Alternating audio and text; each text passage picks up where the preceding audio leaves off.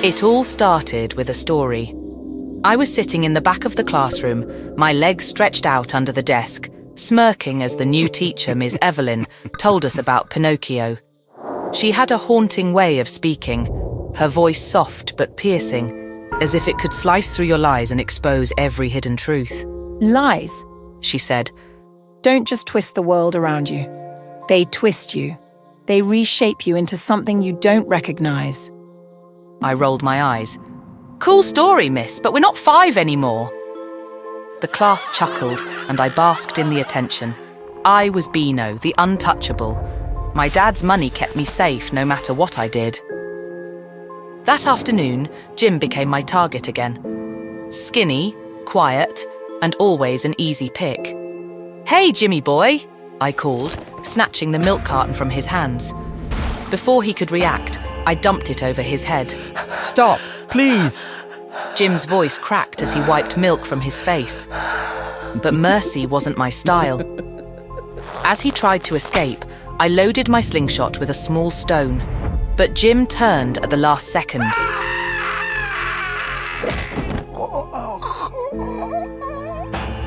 For a second, I just stood there, the slingshot slack in my hand. Then the fear kicked in. My heart pounded, but I did what I always did. I walked away. Let someone else find him. That night, I couldn't sleep. The image of Jim falling replayed in my mind. When I finally drifted off, I woke up to a strange stiffness in my legs. I threw back the covers and gasped. My left leg was straight, rigid, and unnaturally smooth. Running my hand over it, I realized with growing horror, it felt like polished wood. This isn't real, I muttered. Pulling on a pair of jeans, I forced myself to act normal. All the attention that morning was on Jim. Whispers circulated about how he'd been found unconscious, hospitalized with no sign of waking up. My stomach twisted. Surely that couldn't be my fault. Could it? Then the police showed up. They questioned everyone going down the line of students. My stomach churned as they got closer. Beano? One officer said, his pen poised. Where were you after school yesterday? I swallowed hard. The truth clawed at my throat, but I couldn't admit it. Not when my dad's reputation, my safety, everything was on the line. I went straight home, I lied. Pain shot up to my shoulder as I looked down. My fingers were locking into place, the skin taking on the same unnatural wooden texture as my leg. I clutched my arm, hiding it behind my back. That's all I know. The officer nodded and moved on, but the damage was done. I darted behind the school building, my breath ragged. I checked my hand. It was wooden, my fingers stiff, immobile. A voice behind me made me jump. Beano, are you all right? I turned to see Ms. Evelyn. Her gaze was sharp, too knowing. She asked if I knew anything about Jim's injury. I shook my head, denying it again. But with every word, I felt my body stiffen further, my chest constricting like it was encased in a wooden cage. Ms. Evelyn's eyes bore into me, and she said softly, Beano, lying won't save you. I can't help if you don't tell the truth.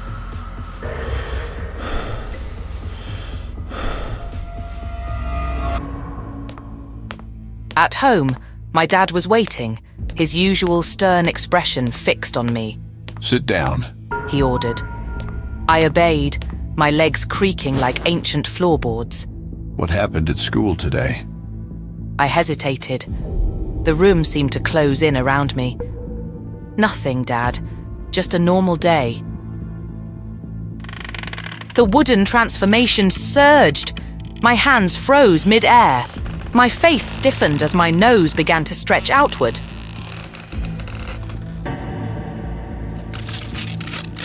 Enough! I blurted, tears spilling. "It's my fault! Jim is hurt because of me! I didn't mean to!" But my confession did little to soften my father's gaze. Does anyone else know? He asked coldly. "Miss Evelyn," I admitted. She suspects everything." For a moment, my father said nothing. The silence was unbearable. I dreaded these moments, the calm before the storm. Maybe I had gone too far this time. Maybe I'd finally done something even he couldn't protect me from. "I'm sorry, Dad. Tomorrow I'll go to the police. I'll tell them everything." I dropped to my knees, pleading for his forgiveness. I regret what I did, and all the lies."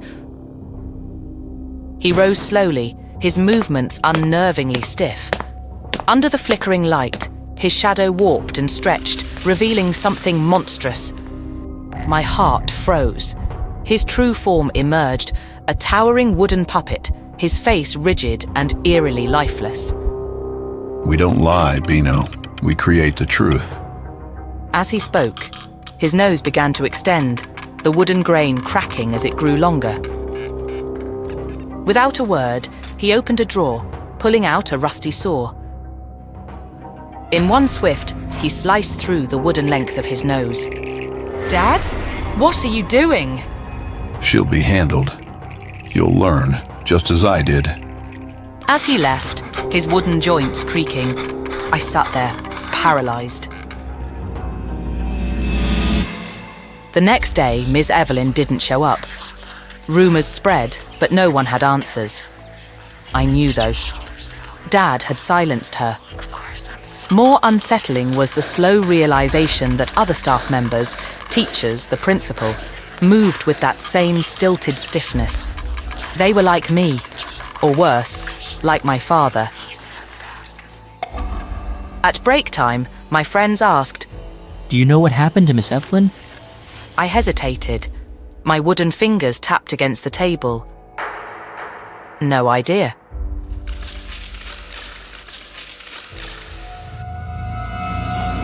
I would never escape. A puppet, bound by strings I couldn't see, forever performing the lies I told.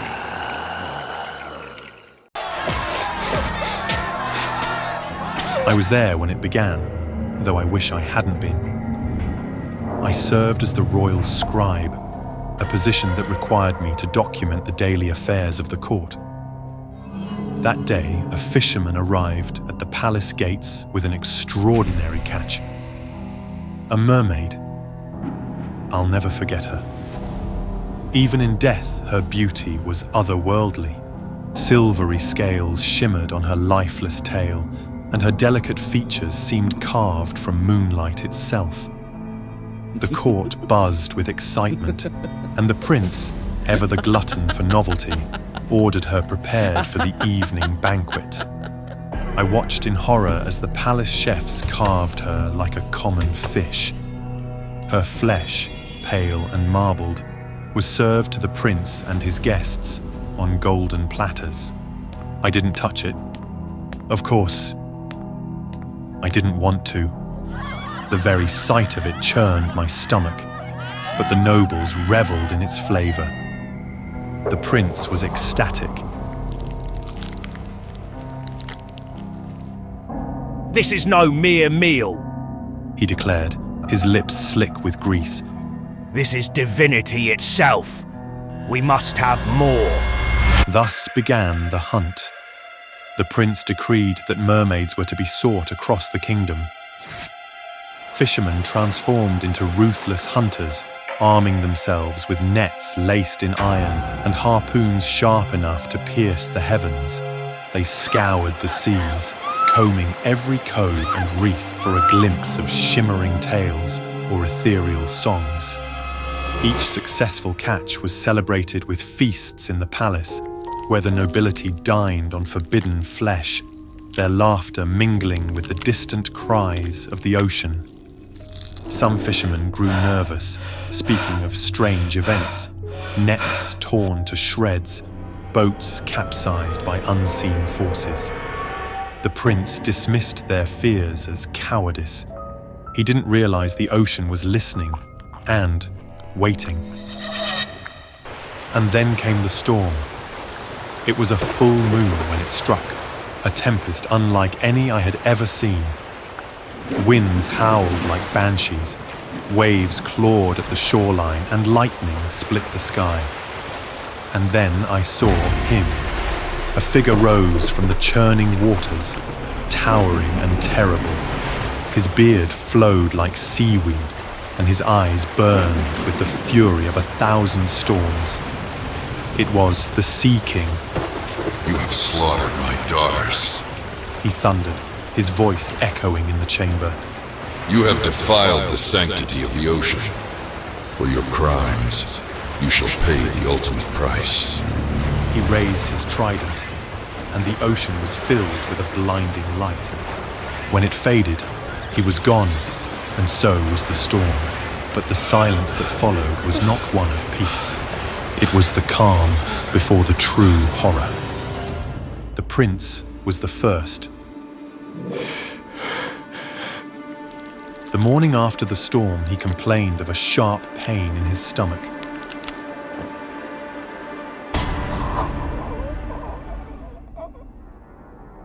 By midday, he was writhing on the floor, his screams piercing through the castle walls.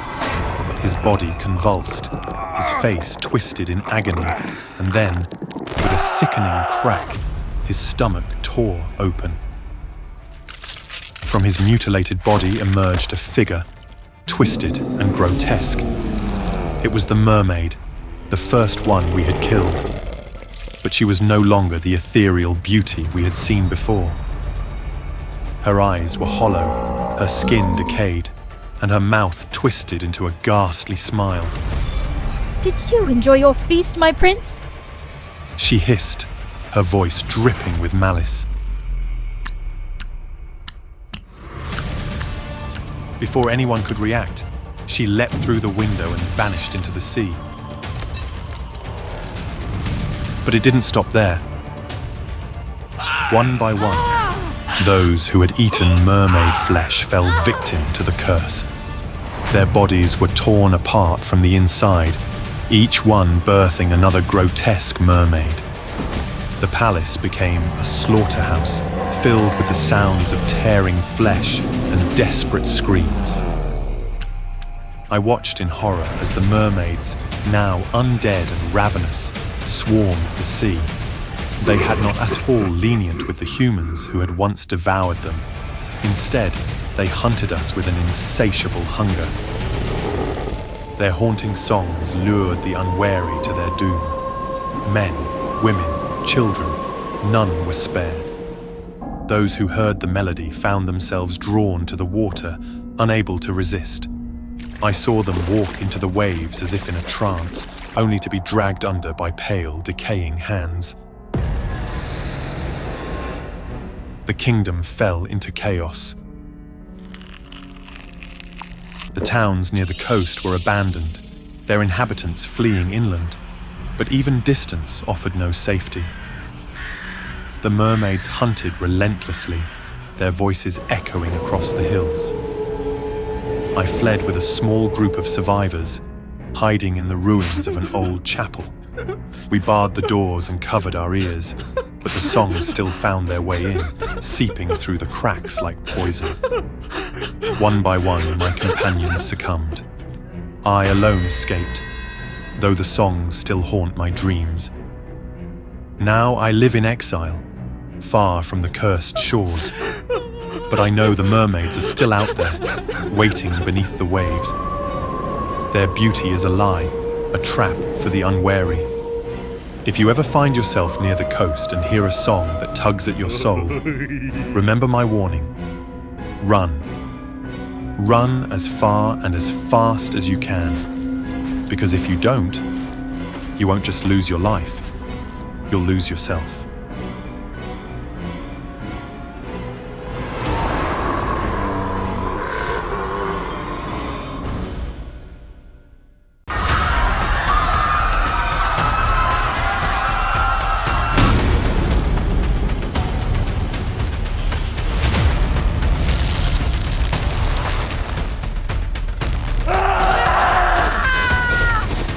I have always loved creatures others feared. Snakes, especially. Misunderstood, much like myself. People see them as symbols of death, as lurking evils waiting to strike. But I knew better. A snake only bites when threatened, only kills when forced. Treat them with kindness, and they will be gentle in return. Yet humans do not understand such things. They fear what they do not know. They whispered behind my back, called me wicked for keeping serpents as companions. They envied my beauty, my wisdom, my devotion to Athena. Their jealousy was like poison, spreading through their words, their gazes. But I paid them no mind.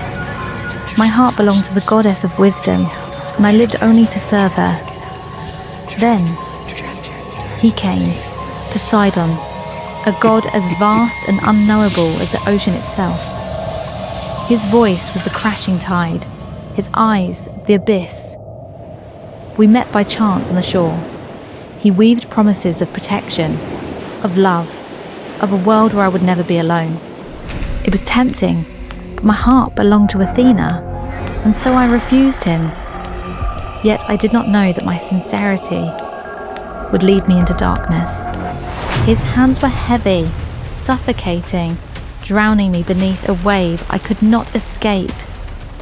He did not need force, only a whisper, a cup of wine laced with something unseen, something that turned my limbs to stone before my curse ever did.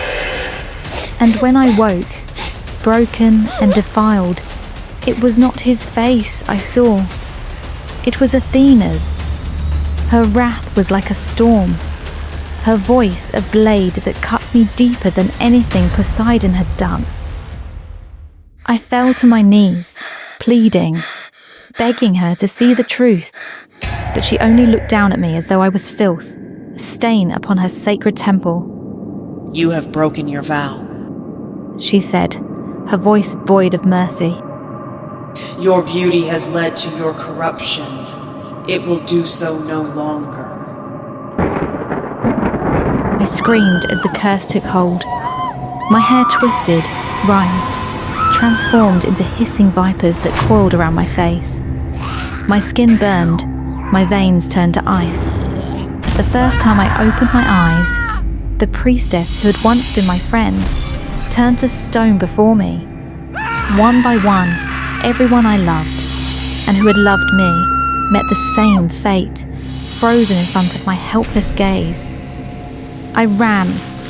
I hid in the darkest corners of the earth, veiling my face, pressing my fingers into my cursed eyes, as if I could gouge them out and be free. But the serpents wrapped around my wrists, hissing warnings, stopping me from my own destruction. They were my jailers as much as my only companions. I hated them. I hated myself. I hated him. Poseidon sat upon his throne, untouched, unpunished, while I became the monster. My rage consumed me and I let it. I let it fester, let it twist into something dark, something deadly. If the gods would not take justice for me, I would take it myself. I went after his temples first. I found the men who worshipped him, who prayed to him, with hands still stained with the blood of the women they had defiled. They screamed as they turned to stone, their prayers turning to ash on their lips. I shattered their bodies into dust beneath my feet. But Poseidon did not care. I was nothing to him, a mere mortal, an insect squirming beneath the weight of a god. My vengeance was a drop in his ocean, meaningless against the vastness of his power. I stopped trying. Instead, I turned my gaze toward men like him. The ones who took what they wanted, the ones who whispered lies with honeyed tongues, the ones who thought themselves untouchable. They learned fear when they saw me. They learned what it meant to be hunted. I became the nightmare they told their sons about, the whisper in the dark. They set traps, they gathered their weapons, they came for me in numbers. And they failed, time and time again. They came at night, thinking they could strike unseen. I heard their boots crunch against gravel, their breath catching in their throats when they caught sight of my veiled form. The bravest among them stepped forward, sword trembling in his grip. I pulled back my hood. He locked eyes with me. The terror in them lasted only a second before his body seized, his flesh hardening, his skin turning grey. His lips parted in a silent scream as his muscles froze, as his soul was ripped from his form and trapped in a lifeless stone. I had long since stopped counting how many men I had turned to statues. Their expressions of fear, of agony, of disbelief. They no longer haunted me. But what if they succeeded? Would they call it victory? Would they sing songs of their triumph, boast of slaying the monster that was once a woman? I no longer know if this is a curse or a blessing. For now, no one can ever hurt me again.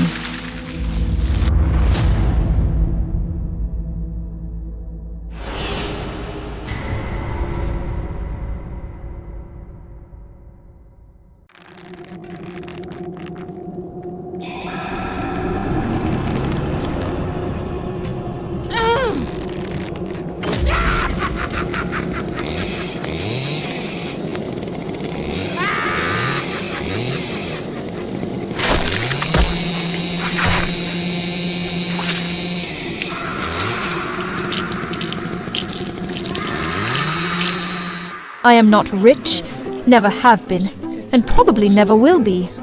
But I know how to survive. That night, I went to the birthday party of some university rich kid whose name I can't even remember, wearing borrowed and patched up clothes. And cheap things don't last long. My shoe heel broke. I fell to the floor amidst the mocking laughter of the jerks around me. Some girl pointed at me and shrieked, as if I were the cheapest joke of the day.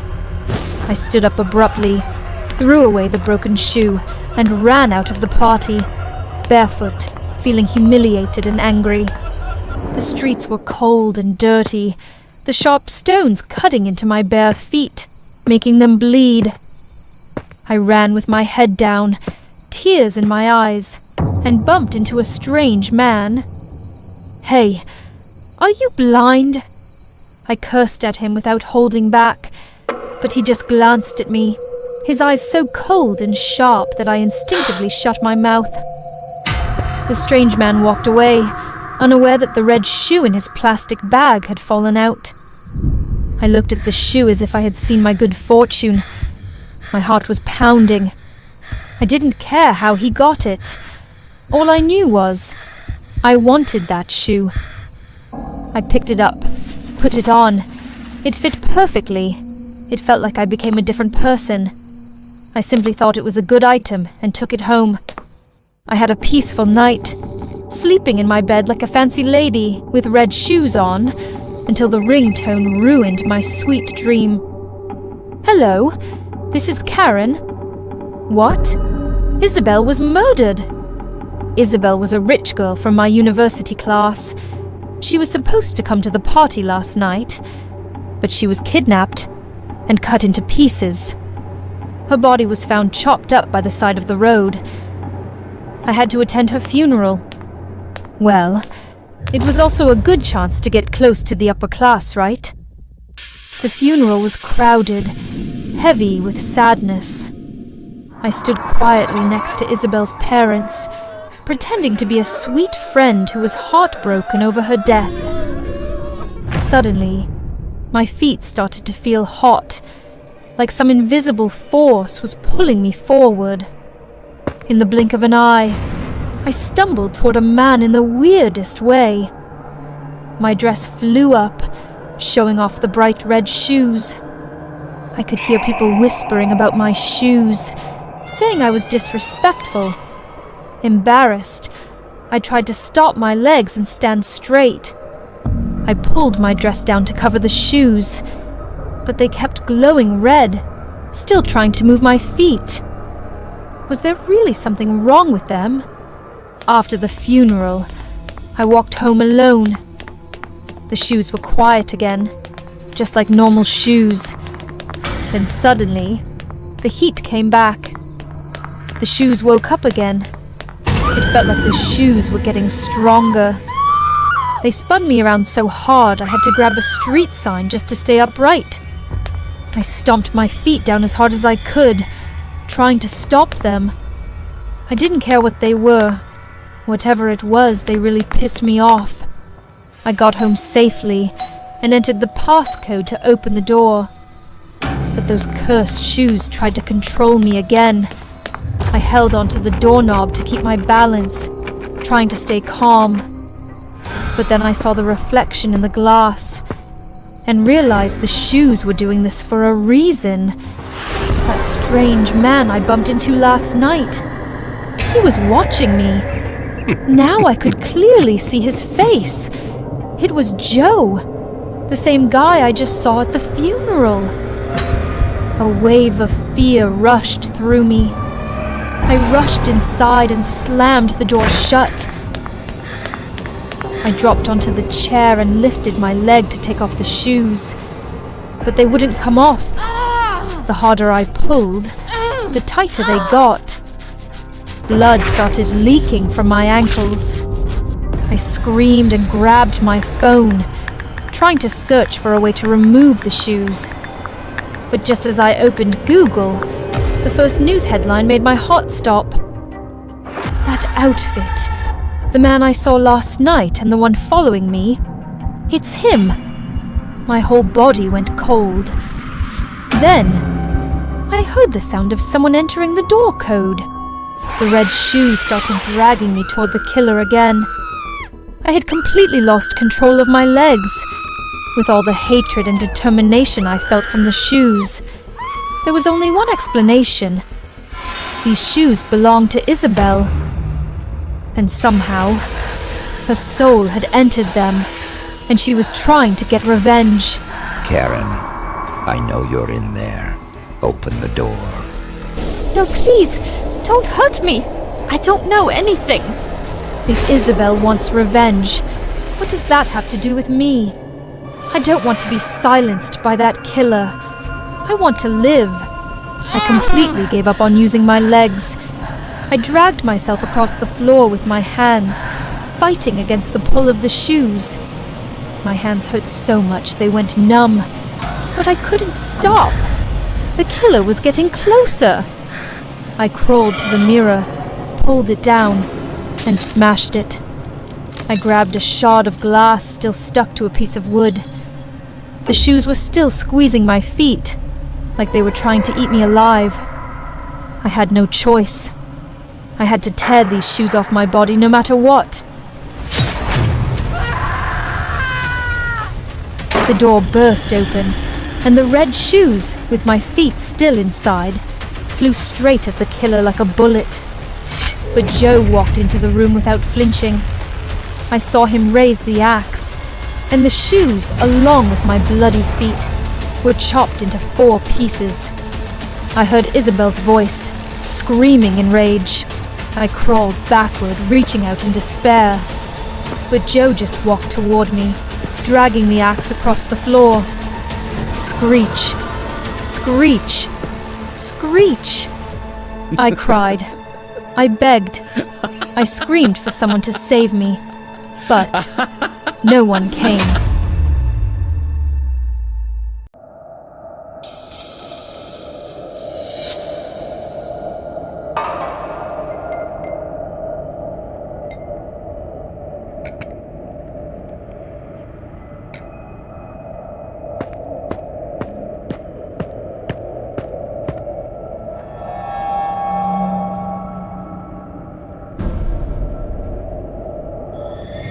I was never anyone special, just another forgettable name, another unremarkable face among millions. My life followed a quiet rhythm, filled with just enough work to get by and a modest apartment where I could retreat from the world. It wasn't exciting, but it felt safe. And most of all, it was mine. Then the pain started. It began as a vague stiffness in my fingers, the kind that follows a poor night's sleep. But it didn't go away. I woke up one morning to find my wrists bent backward in unnatural angles. my hands trembling as if someone else had twisted them while I slept. The veins beneath my skin swelled in strange spirals, crawling like vines beneath the surface. My skin began to peel, not from dryness but from something deeper, as though something inside me wanted to shed the shell it no longer recognized. I went from one clinic to another, clinging to the fragile hope that someone, anyone, might recognize what was happening to me. The doctors ran every test they could think of, but all I ever got in return were puzzled looks and gentle shakes of the head. And while everything remained uncertain, the pain inside me only grew worse, turning sharper, deeper, as if it was slowly eating away at my very bones from the inside out. Then I was referred to Dr. Louis, a renowned geneticist known for tackling rare and difficult conditions. The institute where he worked felt different, silent, sterile, and watchful. When we met, he didn't look confused or concerned. He looked intrigued. Your case is unique, he said after examining my scans. I believe your body isn't failing. It's adapting. With a full genetic workup, I may be able to stabilize the changes. His confidence made me feel for the first time that maybe there was hope. So I said yes. Every time my condition worsened, I returned. My joints stiffened, my skin cracked open, and sometimes I bled without any visible wound. Louis was always ready, always calm, sometimes even eager. He asked to monitor me overnight, citing unusual biological responses and a need for close observation. One night, as I waited in the hallway, I saw a man escorted into a restricted zone marked Sperm Donation Facility. He was entirely covered, hood pulled low, and though he only glanced at me for a second, something about him disturbed me in a way I couldn't explain, like he wasn't truly there. Soon the symptoms escalated. My sight blurred. My ears rang. I couldn't sit for long without sharp pain in my back. I touched my spine one morning and felt ridges rising beneath the skin, new bones, reshaping me. When I told Louis, he responded not with concern but with quiet excitement. You're progressing faster than I anticipated, he said, almost in awe. I wanted to walk away, but fear held me in place. I was no longer sure what would happen if I left, whether my body would survive it, or whether I would become something even worse, alone. Then, one night, I woke to agony.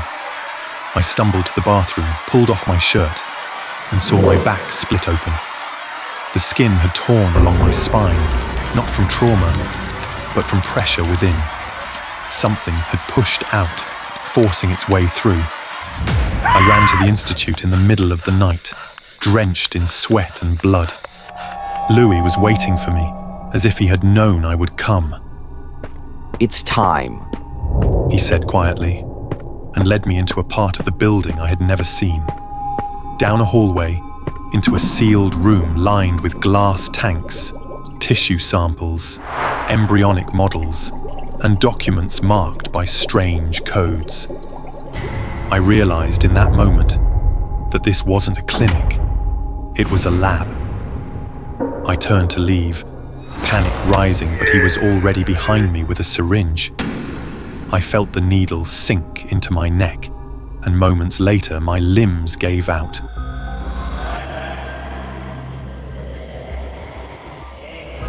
He secured me to the chair, whispering that it was just to prevent convulsions. Then he told me the truth.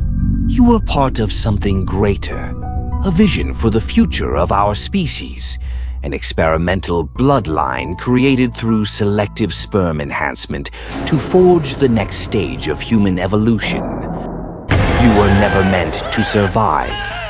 Your embryo was marked for disposal, but a clerical slip placed it into the hands of an infertile couple, and they raised you, never knowing what you truly were. I stared at him, frozen. each word cutting deeper than the last. I knew the moment I saw your data. That's why I stepped in. I was guiding you toward what you were always meant to become. Without my intervention, your body would have collapsed under the weight of its own potential. But now you're becoming something extraordinary.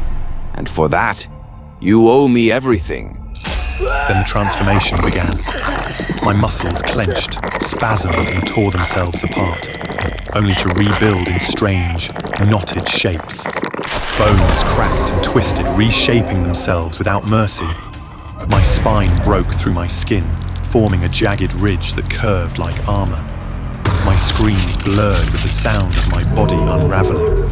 And then, from just beneath my collarbone, something began to rise. It wasn't just bone, it was flesh. A second face, half-formed, emerging from within me. Mouth clenched, teeth grinding, jaw twitching. It had no eyes, but it moved, alive and aware. Louis stumbled back. No, this isn't the final design. This wasn't what I planned. But I no longer heard him.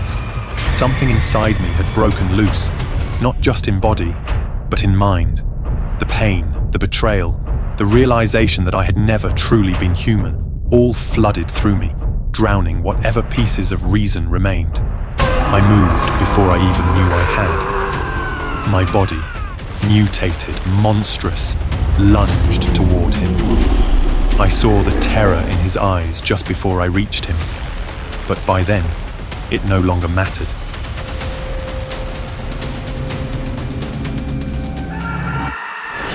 He created me. Now he would pay for what I had become. As for me, the ordinary life I had once known had been completely destroyed. I no longer knew what I had become.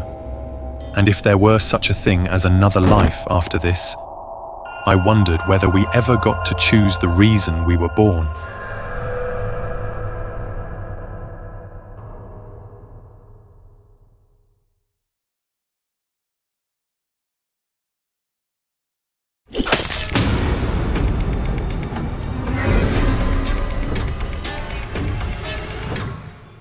They called me a hero, the one who slayed the Minotaur, who freed Athens from its nightmare. But titles fade, cheers turn into echoes, and in the silence of the night, the only thing left was a name I had tried so hard to forget. In my dreams, Ariadne stood alone on the cliffside of Naxos, where I had left her. Her eyes were hollow, denied sleep since the moment my ship disappeared. In her hand, she held the red thread, the same thread that once led me out of the labyrinth. Only now, it was soaked in blood. And next to her feet lay the severed head of the Minotaur. Its dull eyes stared straight at me, full of the same blame I saw in hers.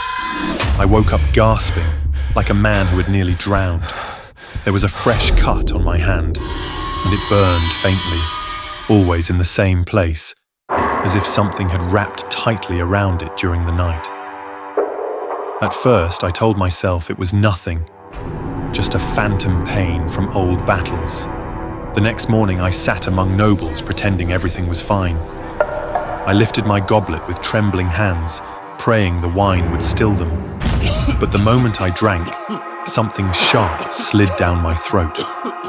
I coughed, gagged, blood spilled from my mouth. In the middle of the crimson pool on the table lay a single red thread, thin and glinting. Then came the screams. I ran toward the courtyard without thinking. The bloody scene before me left me frozen in place. Queen Phaedra's body hung still from the olive tree, red thread holding her like a broken marionette, swaying softly in the wind. Around her, guards and servants lay scattered. Their throats were slashed open, clean and silent, as if the thread had kissed them goodbye. I ran.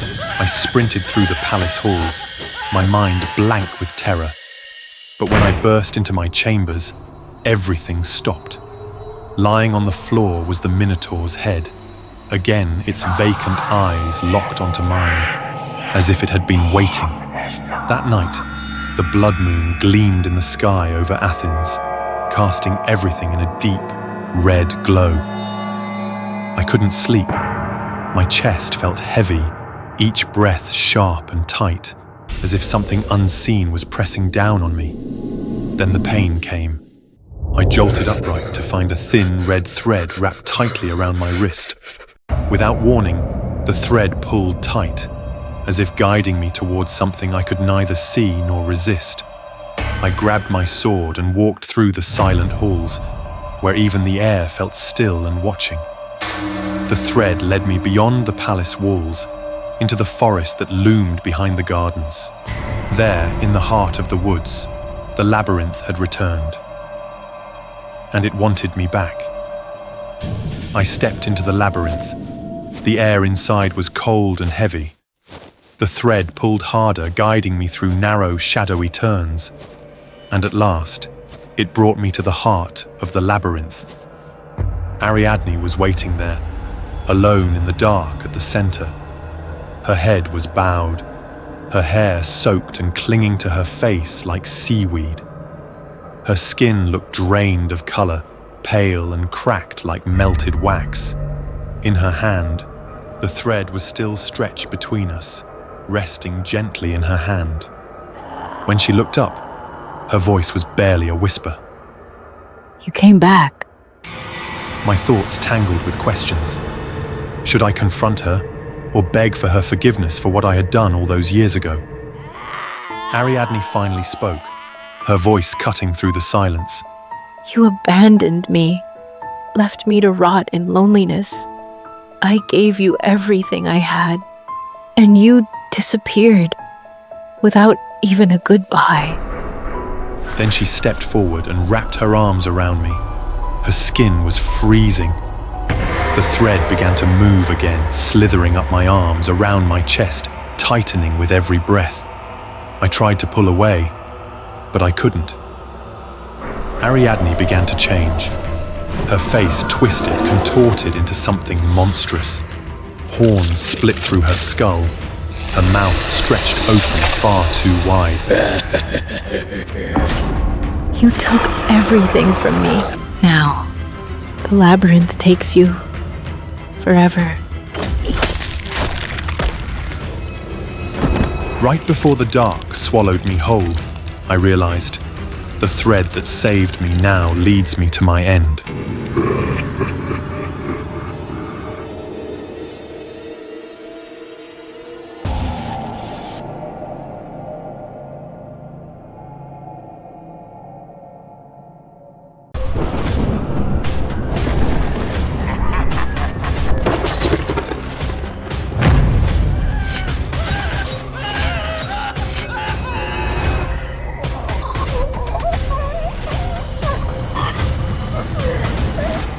I was a princess of a quiet, snow-laced kingdom, surrounded by mountains and frost. My people adored my father, the king. A noble, brave man, the kind who led his armies with honor and protected his people like his own children. Before he rode off to war, I gave him a cold silver locket, shaped like a snowflake that glowed faintly in the light. Keep this close to your heart. As long as it rests there, the warmth inside you will never fade, not even in the darkest storm. Just like you taught me. He touched it gently, smiling with quiet strength only he possessed. I wanted to believe it would protect him. I needed to, but I didn't know it would be the last time I ever saw him alive. He died far from home. They said it was a glorious death, that he fell so peace could reign. But peace feels hollow when the price is your only parent. I inherited the crown, the throne, and a kingdom laced in mourning. Still, I ruled with a steady hand. I tried to be the warmth he believed I carried. Then Heinz arrived.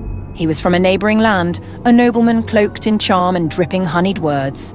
His voice was low and warm, his smile always just for me. For the first time in forever, I laughed again. I felt seen, understood. I had found not just an ally, but someone to share the loneliness of the throne. I guess love is an open door, right? I fell fast, and he proposed me. Can I say something crazy? Let's rule this kingdom together and build the greatest empire the world has ever seen. And I, lonely, hopeful, foolish, said, can I say something even crazier? Yes. On the eve of our engagement, he took me far into the ice fields. Let's make a vow, beneath the aurora, where only the gods can hear us. I followed him through the snow, heart pounding with love and the flicker of something off. He stopped on a cliff overlooking the kingdom, where the sky shimmered green and purple like liquid stars. Here, I have something for you. He reached into his coat and pulled out the locket. My father's locket. His hands were gentle as he clipped it around my neck again. The cold metal stung. I found it on the battlefield. He held it to the end. Then the storm came. But this wasn't ordinary snow. It howled like voices screaming through broken glass. The flakes shimmered unnaturally, sharp, metallic, slicing at my skin. I tried to run, tried to call his name, but he was gone. Then, in the reflection of a broken shard of ice, I saw it. An arrow, hurtling toward me. I turned just in time. It struck my locket, the silver cracking on impact. Before I could breathe, something else hit me, straight in the eye. A searing, blinding pain. I saw a reflection, not mine. Or maybe it was. Twisted, cracked, half my face blackened with rot, veins of frost spreading like spiderwebs. The pain was too much. The storm consumed me. When I awoke, the storm had passed. My eye, gone. My skin, wrong, cold, brittle, splintering. I dragged myself back to the palace, snow crunching under bleeding feet. But when they saw me, they shrieked. The servants, my own people, looked at me like I was a ghost. I demanded to see Heinz. They said he had taken the throne.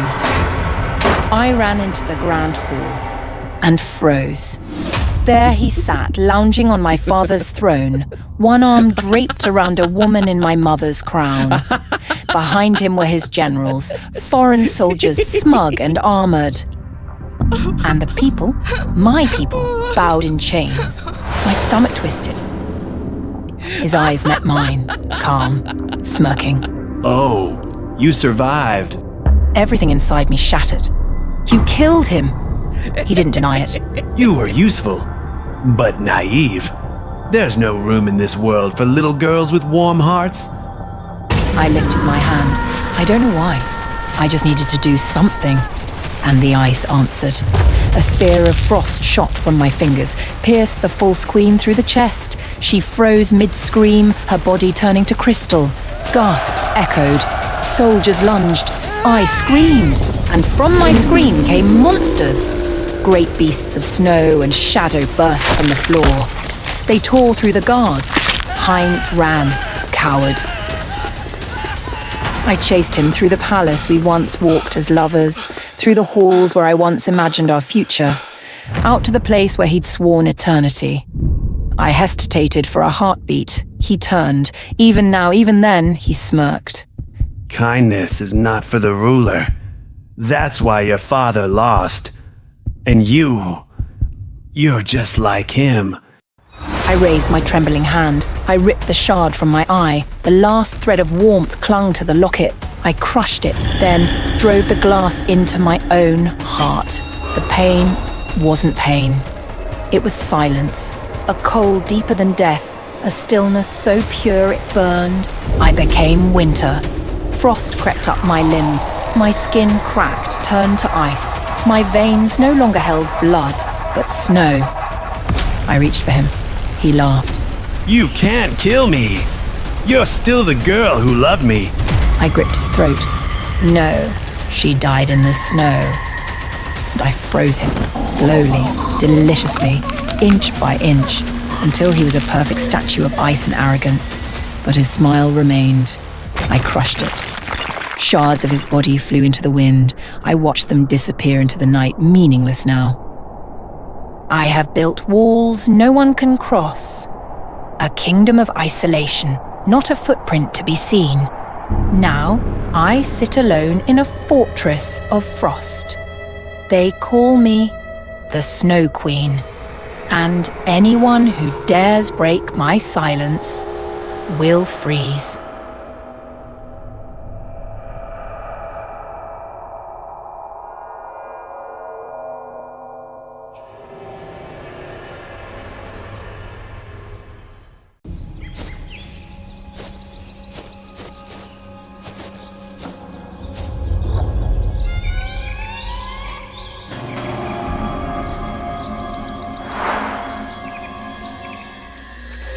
When I opened my eyes, I found myself at the long, chaotic banquet table. Teapots were scattered across the surface, surrounded by moldy pastries and piles of cracked porcelain cups, and saucers stacked in no order at all. All around me stood silent figures, unmoving. Each one wore a cracked porcelain mask, frozen in a wide. At the head of the table was a man with a tall, tilted hat perched precariously on his head. His eyes glowed unnaturally bright, and they were locked on me. I'm the Mad Hatter. Welcome to my Mad Tea Party, Alice.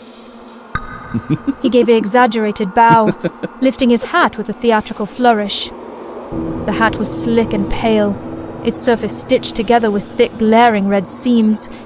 It looked almost alive, a grotesque patchwork of stolen skin.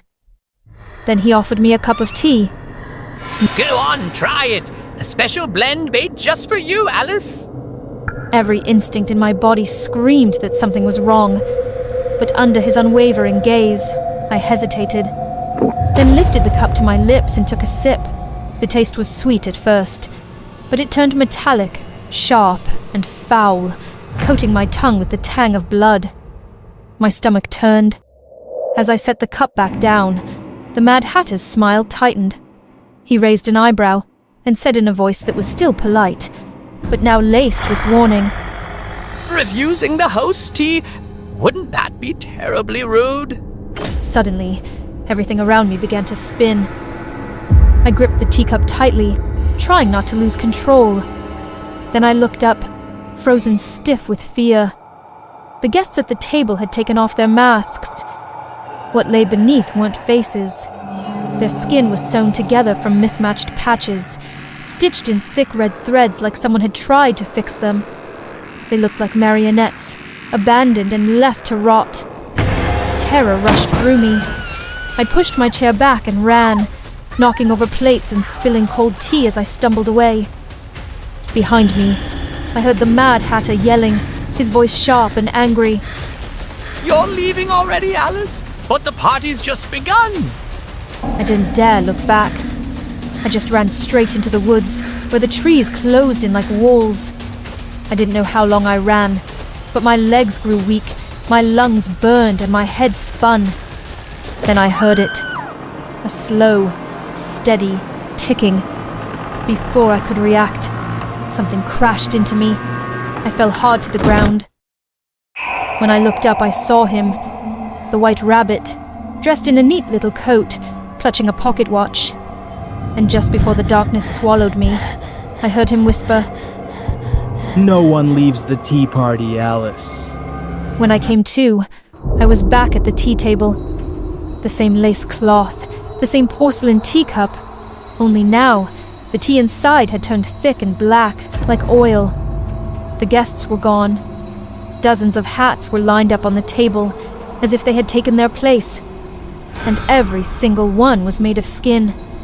Some were dry and cracked, others were still fresh, soft, almost bleeding. I couldn't look away. Then I felt him right beside me, his breath warm against my cheek.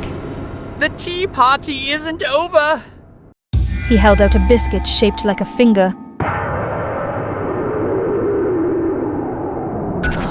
He laughed softly and opened the sugar jar. Inside, instead of sugar cubes, there were eyes, cloudy, glassy, some still glistening wet. I wanted to scream, but all that came out was a whisper. Where are the others? They didn't make the cut, but you're different. Just look at your skin. So smooth it feels like silk. The perfect material for my final masterpiece. He picked up the leather hat with care, treating it like a prize, blood dripping steadily from it as he swayed gently, humming a broken eerie song. And that's when it started. An itch crawled across my cheek, then burned. I touched my face. My fingers came away bloody. A piece of my skin had peeled off. He noticed. His hand shot out, snatching it from mine with glee. He pressed it to the hat with trembling delight, cradling it like a gift. I screamed and ran. Behind me, his laughter rang out, sharp and lilting, like a song that wouldn't end. It chased me through the trees, a sound too gleeful to belong to anything human. Then I caught sight of that familiar rabbit, hiding at the base of the tree. Maybe it knew the way out. I staggered toward the place where it had taken cover. Its fur shook, and its wide, terrified eyes were fixed on the ticking clock in its paws. No time left. No more time. No more time for what? But before it could answer, he was there. The Mad Hatter snatched the rabbit up like a toy. It kicked once, then froze. You had one job! Then, without hesitation, he skinned it in a single fluid motion. The white fur, now streaked with red, was tossed over his shoulder like a shawl. He turned to me. But it's all right. You're still here, my perfect guest, and tonight, you'll help me craft the most beautiful hat this world has ever seen. None of it made sense. No, I had to wake up. I had to get out of this nightmare. It felt like it was finally over. Or maybe it had only just begun.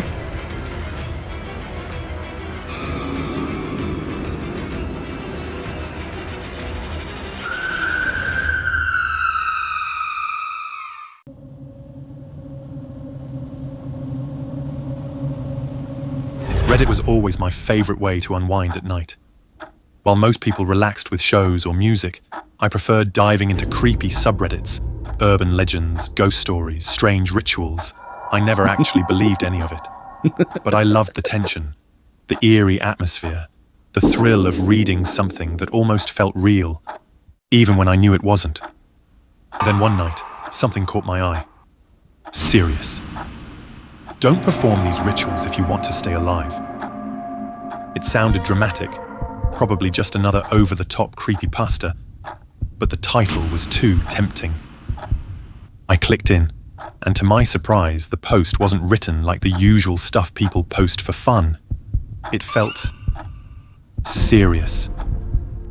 It laid out 5 oddly specific steps for a summoning ritual, one that supposedly brought something to life. 1. Find an old doll in your house. 2. Cut open its stomach and replace the stuffing with uncooked rice. 3. Name it with your real name. 4. Hide it where no one can find it. 5. Never let it find you. The comments were wild, some warning people not to try it, others claiming they'd gotten as far as step 2 or 3 before strange things started happening. One even posted a blurry photo of a doll with rice stuck to its face, saying they'd completed step 4. It was absurd, and that only made it more entertaining. If they could try it, why not me? Worst case, nothing happened and I got a story out of it. Best case, I'd go viral. So I set up my camera and hit record. I began with step 1. In the back of my storage closet, buried beneath old comic books and boxes of tangled cords, I found a doll. It was worn and discolored with age. Its fabric face faded and frayed at the edges, and one of its button eyes hanging by a loose thread. I slit open its stomach and pulled out the matted cotton inside, replacing it with handfuls of uncooked rice. A little messy, a little weird, but nothing remotely scary. I posted a short clip of it, and just as I'd hoped, the responses started pouring in. Some warned me to stop, saying I didn't know what I was messing with. Others egged me on, excited to see how far I would go. The attention was addictive. I smiled, typed a reply, and moved on to step 3. I named it Tom, just like my own name. That night, I laughed at myself as I tucked the doll into a drawer and climbed into bed. It was just a silly Reddit challenge, nothing more. But the next morning, something felt off. My room was a mess. Books were pushed off shelves. My sock drawer had been emptied. At first, I assumed I had sleepwalked. But then I saw the grains of rice scattered under my bed and trailing into the hallway. I didn't cook rice, not last night. I checked the footage from my camera, but entire segments were missing. Others were filled with static and faint scratching noises, as if something had brushed against the microphone again and again at exactly 3:06 a.m. Still, I told myself it was just coincidence. Curiosity, of course, got the better of me. I dug a shallow hole in the backyard, placed the doll inside, and covered it with dirt and leaves.